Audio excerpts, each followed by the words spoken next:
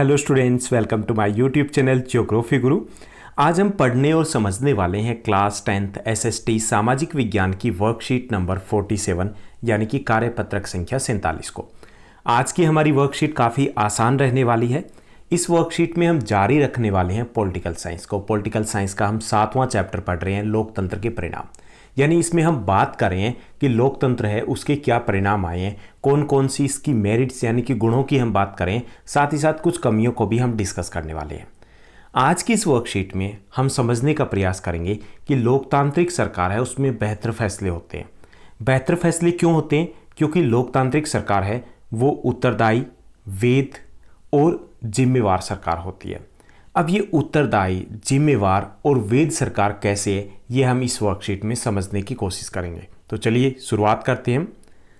जैसा कि आप अपनी स्क्रीन के ऊपर देख पा रहे हैं, ये हमारी वर्कशीट नंबर 47 यानी कि कार्यपत्रक संख्या 47 है। हमारा सब्जेक्ट विषय एसएसटी सामाजिक विज्ञान है, जिसमें हम लोकतांत्रिक राजनीति यानी कि राजनीतिक विज्ञान का 7वां चैप्टर पढ़ रहे हैं, लोकतंत्र के परिणाम। आज की दिनांक है 22 अक्टूबर 2020। लोकतंत्र के परिणाम। लोकतंत्र दो शब्दों से मिलकर बना है, लोक जमा में तंत्र। लोक का अर्थ होता है लोग और तंत्र का अर्थ होता है शासन, यानी कि जनता का शासन।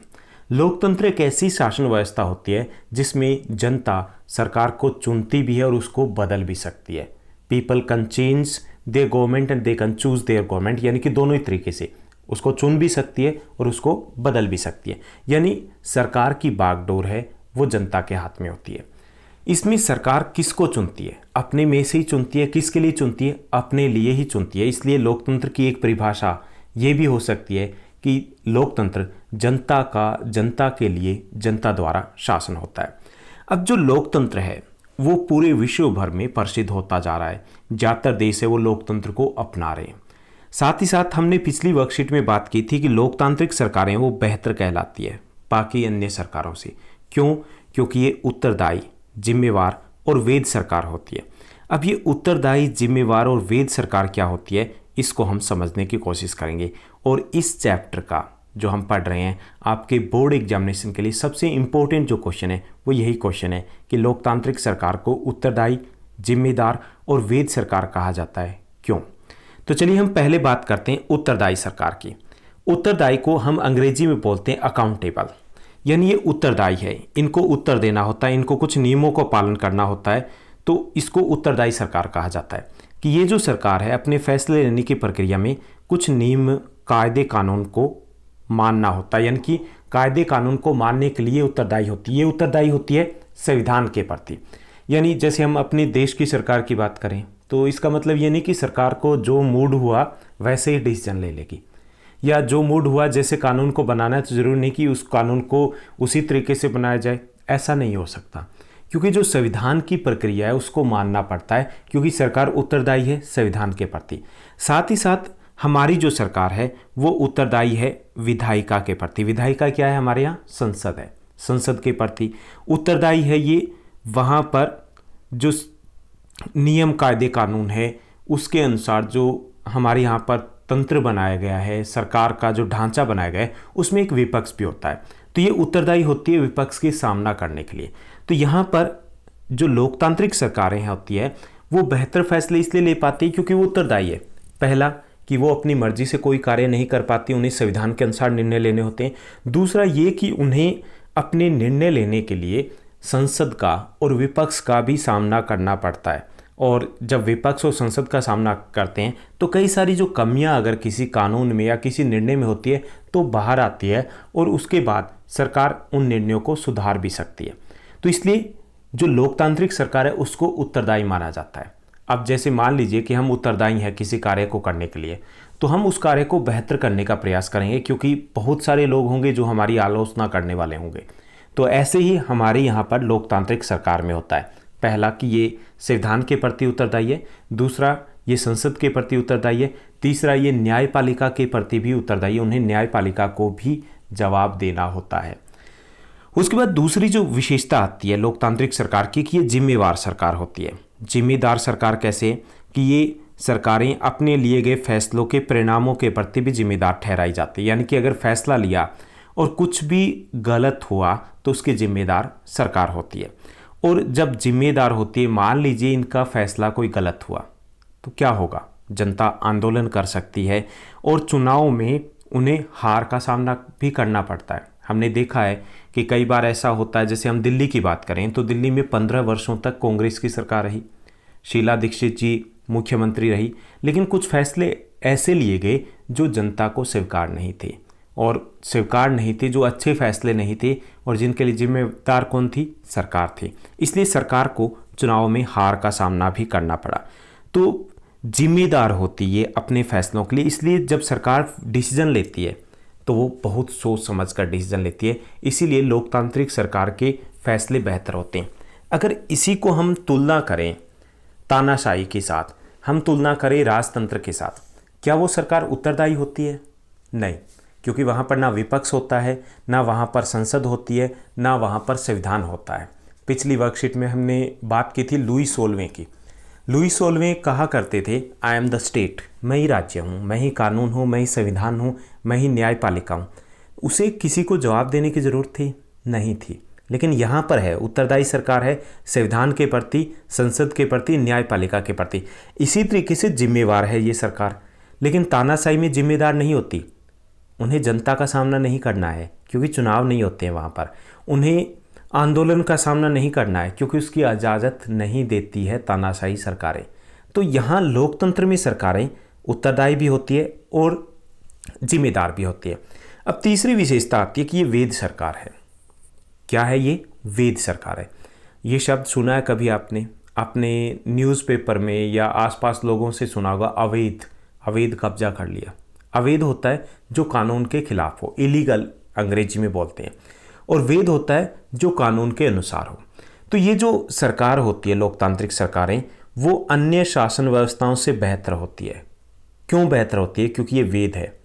वैध का अर्थ है कि ये वो सरकार है जिसको हमने चुना है, इसको किसी ने हमारे ऊपर थोपा नहीं है, हमने चुना है, हम में से चुना है, हमारे लिए चुना है, इसलिए ये सरकार वैध है। और जब वैध है तो इसका मतलब है कि हमने जब चुना है, हमारे में से चुना है, हमारे लिए चुना है, तो ये बाकी शासन व्यवस्थाओं से कहीं बेहतर निर्णय लेगी। तो ये तीन प्रमुख विशेषताएं आती है कि ये जिम्मेदार है किसके प्रति? अपने निर्णयों के प्रति, इनको जवाब देना होता है जनता को। दूसरा, ये उत्तरदायी है संविधान के प्रति, संसद के प्रति, न्यायपालिका के प्रति, इसलिए इनके निर्णय ज़्यादा बेहतर होते हैं। और तीसरी अगर बात करें तो वो है कि ये सरकार वैध सरकार होती है। वैध सरकार क्यों? क्योंकि इसको हमने चुना है, इसको किसी ने थोपा नहीं है। जैसे हम राजतंत्र की बात करें तो उसमें राजा बनते हैं, क्या जनता से पूछा जाता है? नहीं पूछा जाता। या तानाशाही में जनता से पूछा जाता है? नहीं पूछा जाता। जनता को आवाज़ उठाने की आज़ादी नहीं होती। तो ये तीन महत्वपूर्ण विशेषताएं होती है। अगर हम लोकतंत्र की विशेषताएं भी लिख रहे हैं तो उसमें भी हम इनको मेंशन कर सकते हैं कि कैसे जो लोकतांत्रिक सरकार है वो ज़्यादा उत्तरदायी, जिम्मेदार और वैध सरकारें होती है। तो ये था आज का हमारा कंटेंट, जिसमें हमने समझा कि कैसे लोकतंत्र में बेहतर फैसले लिए जाते हैं, और बेहतर फैसले इसलिए लिए जाते हैं क्योंकि ये सरकार ज़्यादा उत्तरदायी, जिम्मेदार और वैध होती है। यह आपकी इस वर्कशीट, इस चैप्टर का सबसे इम्पोर्टेंट क्वेश्चन है जो काफ़ी बार बोर्ड एग्जामिनेशन में पूछा गया है। अब हम आगे बढ़ते हैं प्रश्नोत्तर की तरफ।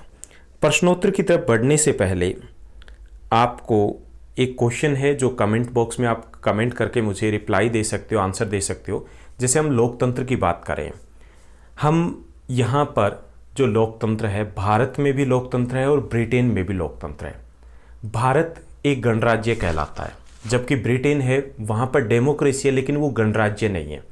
आपको बताना है कि ब्रिटेन में डेमोक्रेसी तो है लेकिन वो रिपब्लिक नहीं है, गणराज्य नहीं है। क्यों नहीं है? ओके, तो आप फाइंड आउट कर सकते हो, गूगल बाबा की भी मदद ले सकते हो, उसके बाद मुझे रिप्लाई दे सकते हो। अब हम प्रश्नोत्तर की तरफ चलते हैं। आसान से कुछ क्वेश्चन दिए गए हैं। जैसा पहला जो क्वेश्चन दिया गया है कि लोकतंत्र है वो एक बेहतरीन शासन व्यवस्था मानी जाती है। क्यों मानी जाती है? तो इसका उत्तर रहेगा क्योंकि यह उत्तरदायी, जिम्मेदार और वैध शासन है।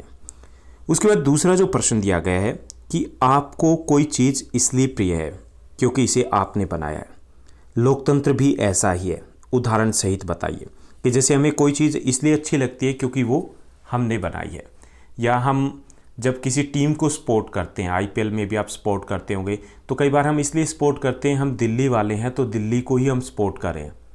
तो क्या ऐसा ही लोकतंत्र के साथ है कि लोकतंत्र है हमारा अपनी शासन व्यवस्था इसलिए हम इसको सपोर्ट करें, या ये इसलिए हम इसको बेहतर मान रहे हैं? तो हमें उदाहरण सहित बताना है। लोकतंत्र का अर्थ है लोगों का शासन। यह एक ऐसी शासन व्यवस्था है जिसमें शासकों का चुनाव जनता अपने बीच में से करती है। यह तर्क भी लोकतंत्र के पक्ष में दिया जा सकता है कि लोकतंत्र हमारा अपना शासन व्यवस्था है। हालांकि इसमें कमियां हो सकती है जिनको हम दूर कर सकते हैं। लोकतंत्र के प्रिय होने का एक कारण ये हो सकता है क्योंकि हमारी अपनी सरकार है, लेकिन सिर्फ इस कारण से ये प्रिय नहीं है। अगर अन्य पक्षों को देखें तो भी लोकतंत्र गैर लोकतांत्रिक सरकारों यानी कि तानाशाह और राजतंत्र से कहीं बेहतर है। उसके बाद तीसरा जो प्रश्न दिया गया है कि अगर लोकतांत्रिक सरकारों को विधायिका, विपक्ष या चुनावों का सामना न करना पड़े तो क्या होगा? कि अगर ऐसा होगा, पहली चीज़ कि अगर ऐसा होगा तो उस सरकार को हम लोकतांत्रिक सरकार ही नहीं कहेंगे, यानी कि वो सरकार क्या नहीं कहलाएगी, ये जो लोकतांत्रिक सरकार का नाम दिया गया यही नहीं होगी। पहला ये कि अगर ऐसा होता भी है तो लोकतंत्र में लोगों को शासकों को चुनने और उनके बदलने का अधिकार प्राप्त होता है। अगर वहाँ पर चुनाव का सामना नहीं करना पड़ रहा तो इसका मतलब वो लोकतंत्र ही नहीं होगा, क्योंकि चुनाव नहीं तो लोकतंत्र कैसे? ओके। दूसरा, अगर विधायिका या विपक्ष नहीं होंगे तो सरकार की आलोचना नहीं की जा सकेगी, और जबकि आलोचना है वो लोकतंत्र को और मजबूत बनाती है। तो यहाँ पर हमारा प्रश्न था कि अगर ये ना हो, विधायिका, विपक्ष या चुनाव ना हो तो क्या होगा? तो अगर विधायिका और विपक्ष ना हो तो लोकतंत्र कमज़ोर होगा, और चुनाव नहीं होंगे तो लोकतंत्र ही नहीं होगा, क्योंकि लोग अपने शासकों को चुन ही नहीं पाएंगे। अगर चुन लिया तो उनको बदल नहीं पाएंगे। उसके बाद फोर्थ क्वेश्चन दिया गया, इस वर्कशीट का फोर्थ और लास्ट क्वेश्चन है, आप अपने जीवन में बहुत से कामों के लिए उत्तरदायी होंगे। बहुत से कार्य करते हैं जो हमारी रिस्पॉन्सिबिलिटी होती है, जिनको हमें करना होता है। लोकतंत्र भी कई कार्यों के लिए जिम्मेदार होता है या उत्तरदायी होता है। लोकतंत्र किन किन बातों के लिए उत्तरदायी है? लोकतंत्र देश के एक समान विकास के लिए उत्तरदायी है, कानून के शासन के लिए उत्तरदायी है, पारदर्शी शासन के लिए उत्तरदायी है, यह बेहतर जनहित के फैसलों के लिए उत्तरदायी है, यह समानता और शांति व्यवस्था के लिए उत्तरदायी है। यानी कि ये सब बातें कहाँ लिखी गई है?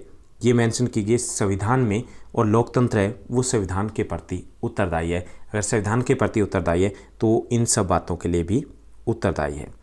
तो ये थी हमारी आज की आसान सी वर्कशीट। उम्मीद करता हूँ आपकी तैयारी बहुत अच्छे तरीके से चल रही होगी। अक्टूबर लगभग जाने को है, कुछ ही महीने रह गए हैं। ये आपकी जो क्लास है, बोर्ड की क्लास, बहुत इम्पोर्टेंट होती है, आपकी आगे की राह में एक पहली सीढ़ी होती है। तो आप अपने समय का सदुपयोग कीजिए, अच्छे से मन लगा करके पढ़िए। सिर्फ प्रश्नोत्तर पर ध्यान मत दीजिए, ध्यान दीजिए कि आपने कंसेप्ट को कितना समझा।